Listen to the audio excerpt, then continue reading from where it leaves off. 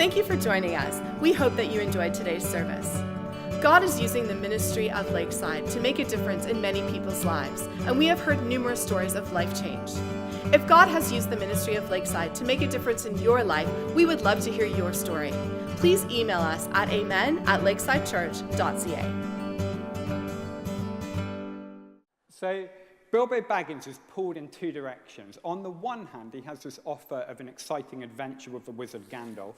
On the other hand, he doesn't want an adventure. He calls them nasty, disturbing, uncomfortable things that make you late for dinner. And his sense of adventure and his sense of safety are in tension with one another. He's pulled towards and away from accepting Gandalf's offer. And maybe you felt pulled two ways in your life before, like there are two things tugging you in opposite directions, and it doesn't seem clear to you whether that tension can be resolved. And that's what I want to talk about this morning, is the sense of being pulled in two directions. And this is my friend Martin.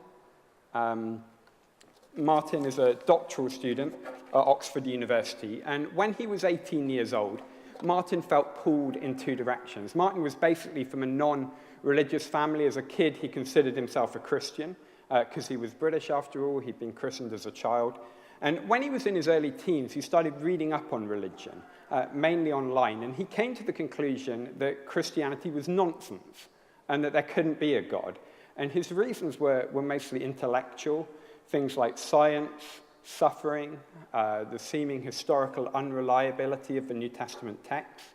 So Martin became an atheist.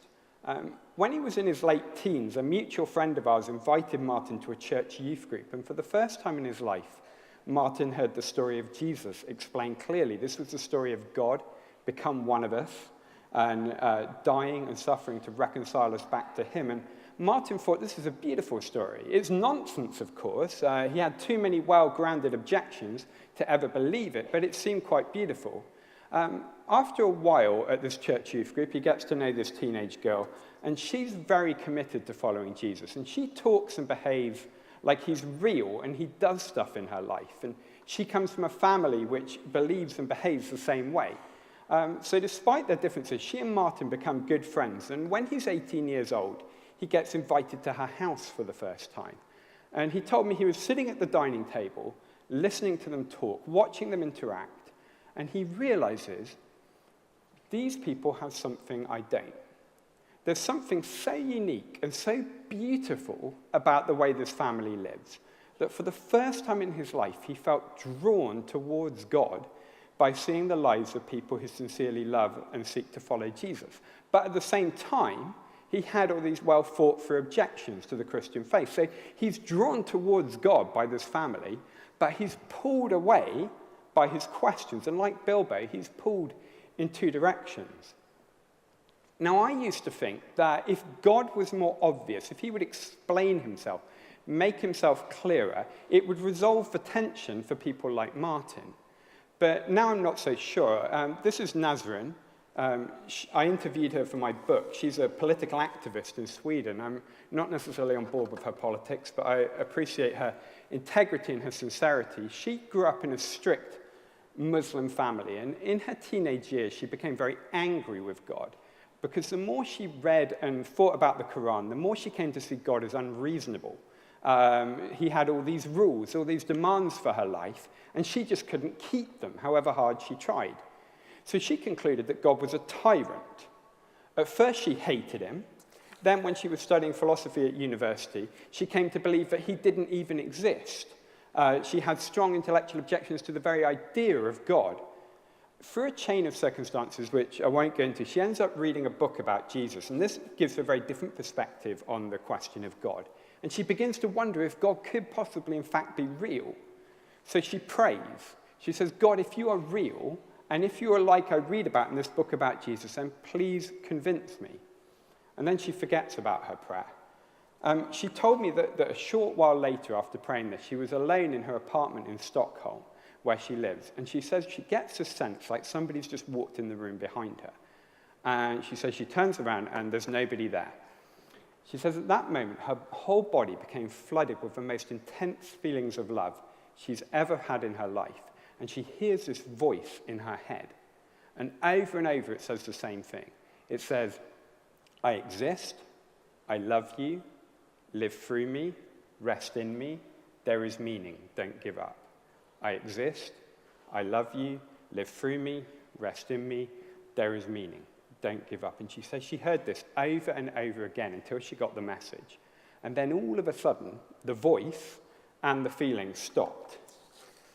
Now, if that's not an interesting enough story, what happened next is even more surprising. She did not suddenly become a believer in God. She didn't even stop being an atheist.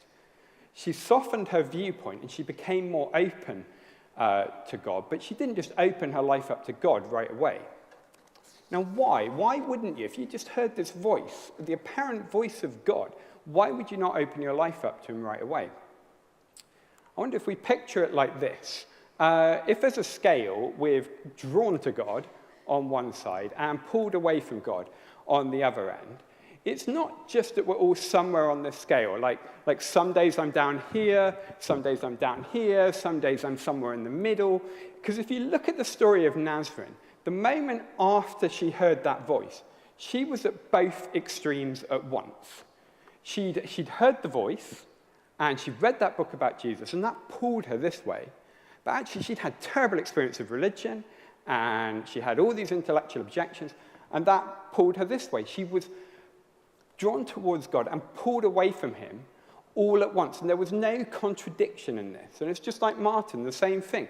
He'd heard these talks at the church youth group. He'd seen the life of his family. That drew him towards God. And he also, again, all the things he'd read on the internet, all the thinking he'd done over the years, pulled him away from God. And there's a tension in many of us. And I think the way tension works, if I might illustrate it, being pulled in two directions, even if God were to speak to us in an audible voice, yes, that might pull us more strongly this way and strengthen the pull this way, but it doesn't resolve the fact that there is something pulling us the other way. The tension remains, and it's possible to be drawn to God and drawn away from him at the same time. I want to ask you a couple of questions. This is the first question. What draws you towards God? For Martin, it was hearing the story of Jesus and seeing the life of that family. For Nazrin, it's a book she read and the voice she heard in her apartment. What is it that draws you to God? Think about that for a second. Is it a vague sense of curiosity? Many people say that they've always just had a sense of something or someone out there bigger than them. Some of us have this sense hovering in the background all of our lives. Others of us don't have it all the time. We just get little flashes of it, perhaps in the lives of others.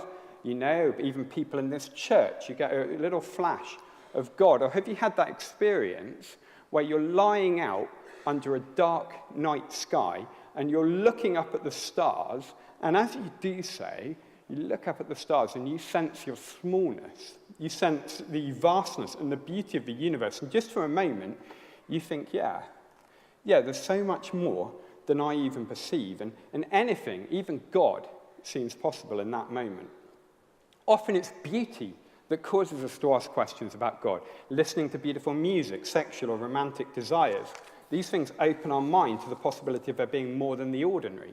I actually know someone who became open to the possibility of God during an acid trip. I know other people who say that they gain this sense of God from contemplating a beautiful mathematical equation. This is apparently voted the world's most beautiful mathematical equation. But it doesn't do it for me, okay? It does it for some people. Some people say that mathematics helps them glimpse the order and the beauty of the universe. Galileo said that mathematics is the language with which God has written the universe. And his study of mathematics was his portal to the divine. For lots of people, though, it's hearing something about Jesus. It might be a story from the Bible or a person talking about their real-life experience of him. But something, when you hear about Jesus, it subtly flicks a switch inside you. But whatever it is, whether it's a vague sense of curiosity or a really specific experience, I think for many of us, it's like daily life is lived in this kind of tent, maybe a dark tent, and every so often there's a hole poked in the canvas, and there's a little pinprick of light that shines through, and that suggests to us that something or someone more may be out there. And if you've had those moments, whether it's a vague sense or specific moments, those are your Gandalf moments. Those are the moments when something or someone comes and tugs you away from life as it is now to life as it could be, even if something else is holding us back. And on that question of what's holding us back, this is another question I wanted to ask you, is what pulls you away from God? What is it that pulls you away from God? I've asked you what attracts you to God, but what pulls you away? And if anything came to mind when I asked you that question, I've talked to a lot of people about this question. What attracts you to God? What pulls you away? I find three things come up regularly, three categories of thing. The first issue is the issue of tangibility. The tangibility question is the question of whether the stuff people talk about in church and sing about in church is actually real. And some of you might be asking that question, does this thing work in real life? The way people here talk about God sounds good on a Sunday morning, but is God a reality in everyday life? Beyond the walls of this church building, is he real? Does he make a difference? You might be asking that, is he real? Others of us have an issue with the desirability of the Christian faith. We find the whole thing unattractive. It might be the bad track record of religion from the Crusades through to contemporary homophobia. Maybe it's your personal experience of Christians or your general sense that the kind of person who believes in God is not the kind of person you want to be. Do you find God, do you find the message about Jesus unattractive or undesirable? Or is your biggest issue that you just don't know if this is all true? It seems implausible. It could be questions about science or the resurrection or the historical reliability of the New Testament. It could be a whole bunch of different stuff. But you don't see how you, as a thinking person, can actually believe this stuff. And all of us will be in different places on this scale. So if we put the scale up, on tangibility, Nazrin was here. She'd heard this voice. She was pulled towards God. On desirability, maybe she was here. She'd read that book and thought Jesus was attractive. On plausibility, she was all the way over here, and Martin was too. Martin was maybe here. He'd found the youth on desirability. The youth group talks were interesting. On tangibility, he was here because of the family, but he still had his questions over here. What is it for you? What pulls you away from God? Is it unattractive? Does it seem unreal to you? Or does it just seem to you untrue, something that no really thinking person who applies their mind to it can believe? Now, it's not a coincidence that scene I played you from The Hobbit describes this feeling so well. J.R. Tolkien, the author of The Hobbit, actually wrote his books out of his own experience and understanding of God. And if you're interested in finding out more, I'd recommend you read Tolkien's book on fairy stories. In it, he explains that fantasy fiction is a way of using invented scenarios and imagined worlds to express the shape and the contours of reality. Tolkien intended for his readers to get a better grip on real life through reading The Hobbit and The Lord of the Rings. And there are other writers who hold the same viewpoint. G.K. Chesterton, author of the Father Brown Mysteries, said, "Fairy tales do not tell children the dragons exist. Children already know the dragons exist. Fairy tales tell children the dragons can be killed." And on this theme, I want to share with you one of Tolkien's favorite pieces of literature. It's a very poetic passage from the Christian scriptures. Tolkien liked it so much, he called its author, John, his patron saint. And there are three specific things in it which are very relevant to the sense of being pulled towards and away from God. So it goes like this. Through him, all things were made. Without him, nothing was made that has been made. In him was life, and that life was the light of all people. He is the true light that gives light to everyone. So what it says is everything in our world, bodies, food, beauty, love, sex, music, even mathematics and stars, all these exist because of God. And the Bible doesn't care much how these things came to be, evolution, Big Bang, whatever else. It doesn't really matter. What it cares a lot about is what's ultimately behind it, which is a more profound question than how the scientific details play out. And here it says that to be alive is to experience God. Simply to be alive, simply to be a human being who exists is to experience something of God, because you live and you breathe in his reality. And so none of us should be surprised about having some sense of God's reality, because to be alive is to experience God. That's the first helpful thing it tells us. The next, it also describes God as giving light to everyone. There's a sense in which all of us have caught a flash of who God is. It might be a vague sense, a feeling when we look at the stars or listen to music or an audible voice in our apartment or something else. But these things, it says, are the light of God, the whisper of God in your ears, the little hints of him. One of my university lecturers put it like this. He said, God is making a pass at you. God is flirting with you. In all the world, in all the beauty, in every good thing in your life, God is flirting with you. And the sense of draw that you have towards him is put in you by him. One ancient writer, Augustine, said, "You have made yourself for us, O God, and our hearts are restless until they find rest in you." Then if you've considered this, that God might be flirting with you, God might be wooing you. The next thing this poetic bit of writing says is that we don't find God. He has found us. Look what it says. He became flesh and dwelt among us. The true light that gives light to everyone was coming into the world. So this, you might recognize this is the central story of the Christian faith. God, without ceasing to be God, also became a human and lived and walked among us. Some of us feel like we are on a search for God.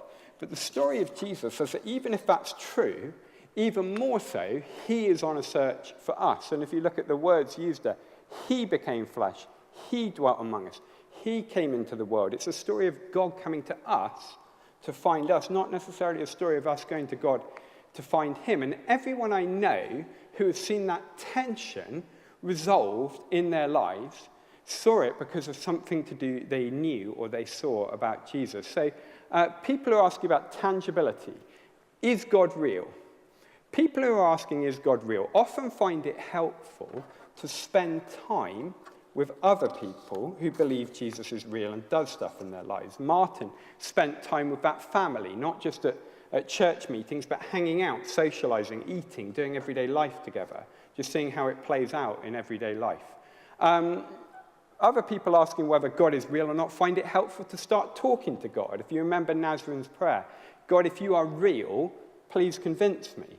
And there's no risk to praying that if he's not real, is there? I mean, you're just talking to yourself. But if he is real, then maybe he'll guide you to the truth.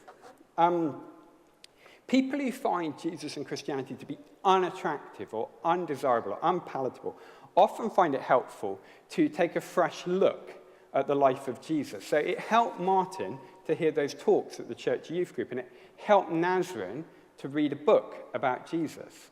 And maybe it would help you as well. If you think Christianity is undesirable, then have a look at the source of Christianity, because quite often the church has got it wrong, hasn't it? Go back to the source, Jesus, and the best way to do that, grab a Bible, you open it to the content. If you haven't got one, I'm sure someone here can hook you up with one. Open it to the contents page, find Mark or Luke, and those are full-length biographies of Jesus based on the recollections of people who knew him personally, and have a read of it, see what you think. Even better, ask a friend, maybe someone from this church, if they'll read it as well with you, and meet together to share your thoughts and questions. I've had friends of all kinds of religious and non-religious persuasions with whom I've had, 5 or 6 weeks of meeting together for lunch or for coffee to talk through Mark or Luke, and I'd recommend that to you. There's lots of people who would be happy to do that with you. Or join Alpha. And if you know what Alpha is, it's an introduction to the Christian faith for people who are new or skeptical about the topic of God and the claims of Jesus. And it's just a set of friendly, warm conversations, usually with food or drink thrown into the mix. And a lot of my friends, both kind of religious and non-religious backgrounds, have found Alpha very helpful for working through what they believe. And there's an Alpha starting at Lakeside in September. If you want more information, you can go, there's a church information desk, you can talk to people there. If plausibility is your issue, if you have big questions and objections to why the message of Jesus may not be true, then asking those questions would be a great move. That's what both Martin and Nazrin ended up doing. Martin spent time with the father of the family he met, and Nazrin Googled and met for coffee with the author of one of the books she read about Jesus. And over the course of many months and many conversations, they both became convinced that the message of Jesus was plausible, that it was true, and they actually became followers of Jesus. But it helped them to talk through their questions, and maybe it will help you.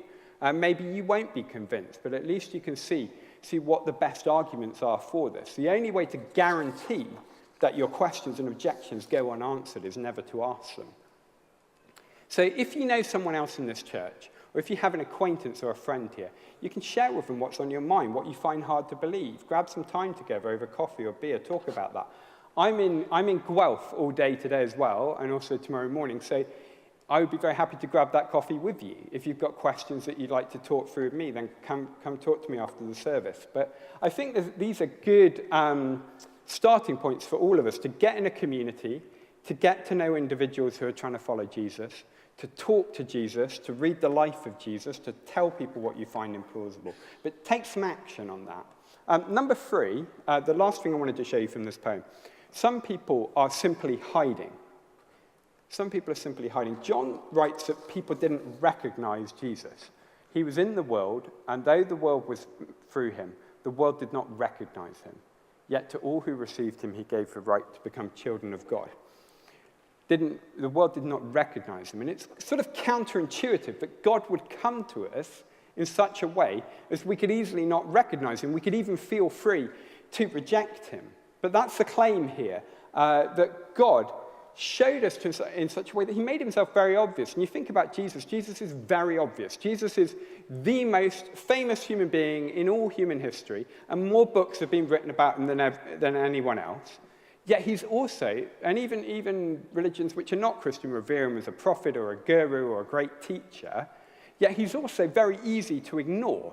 Even in a country like Canada or the UK or Romania where I live, there's a long Christian history, but very few people have ever cracked open a Bible, or even less spent time looking into the life of Jesus, at least not as adults.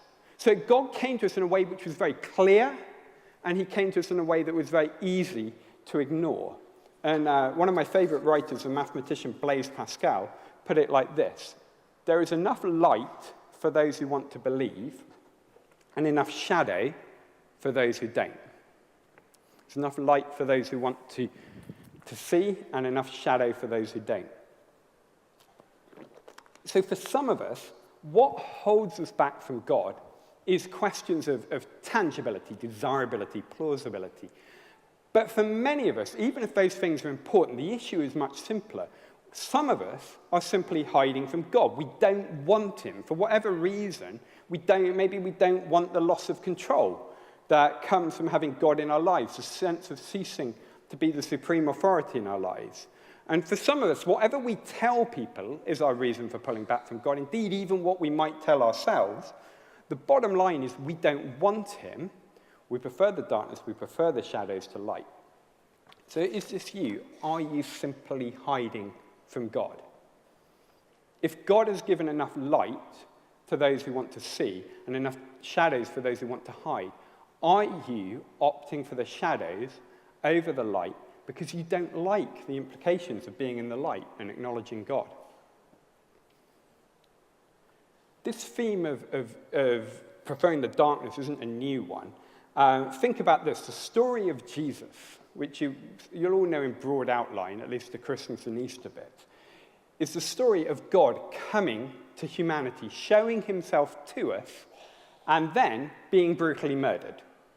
He's literally broken in the process of trying to embrace us. And I don't know whether you've assumed that if there's a God, then perhaps he'd want us to break ourselves, to be worthy enough or good enough or moral enough or religious enough to gain his acceptance. But that's not what the story of Jesus tells us. The story of Jesus tells us that the breaking is not something that needs to happen to us. The breaking happens to God on the cross. Anyone who says you have to work your way into God's favor has completely missed the point. He, we see on the cross, has pursued us to the point of death itself, and he will welcome us just as we are. The big question is, will we welcome him?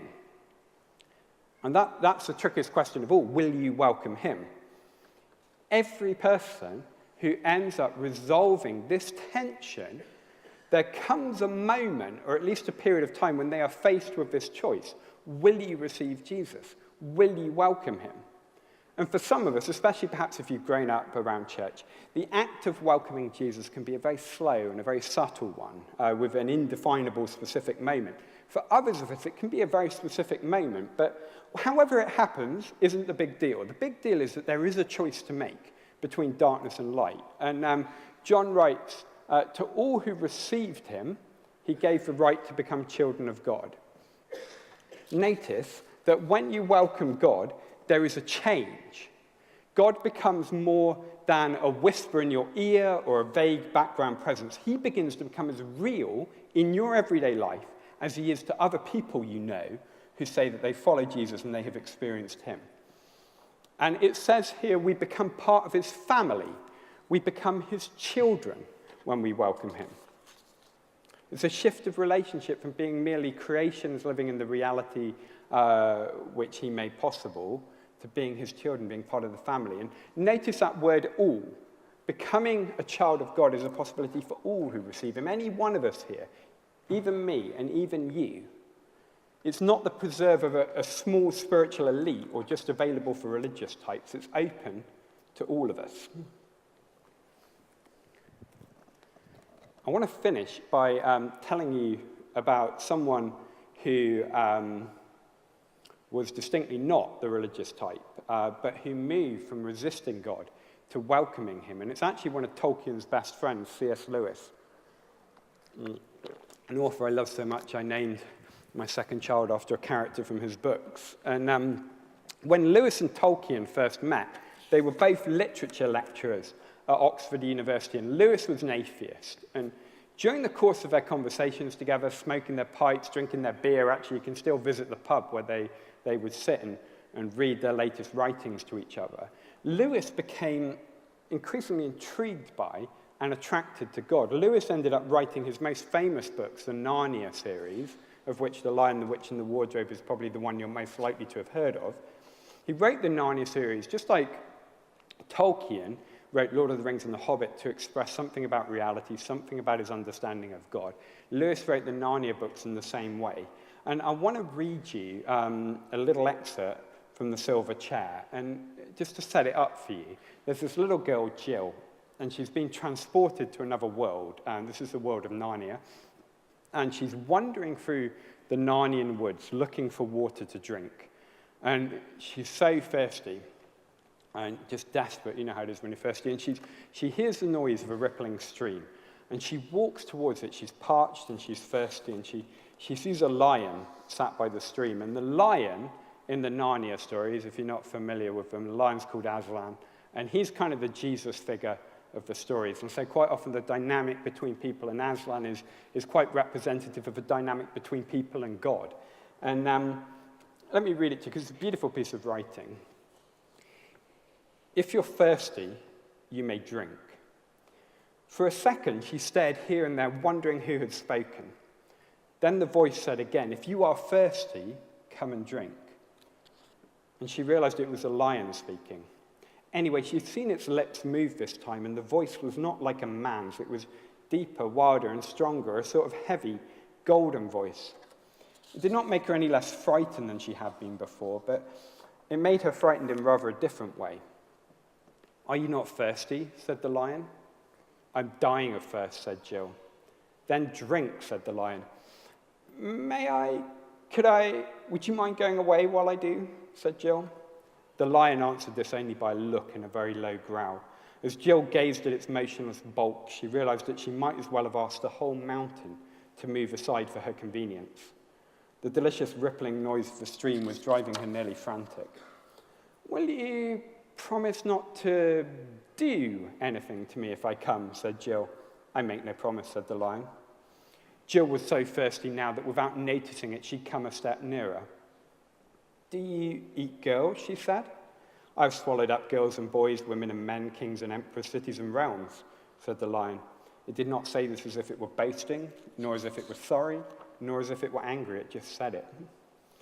I daren't come and drink, said Jill. Then you will die of thirst, said the lion. Oh dear, said Jill, coming another step nearer. I suppose I must go and look for another stream then. There is no other stream, said the lion.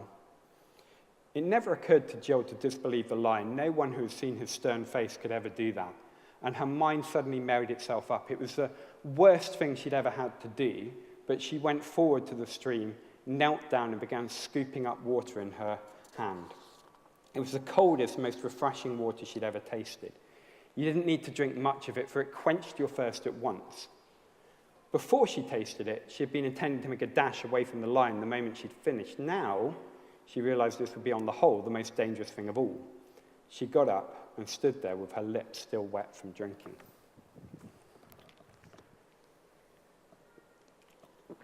That's a great piece of writing, and I think, for me, expresses very nicely the way that I often feel towards God, and perhaps expresses that for you.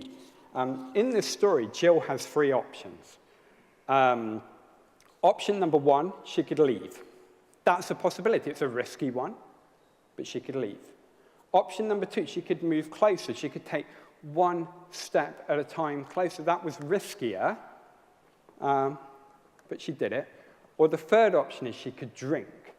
And it's very subtle in that story, but that is the riskiest option of all. Because if you're going to drink, you have to take your eyes off the lion.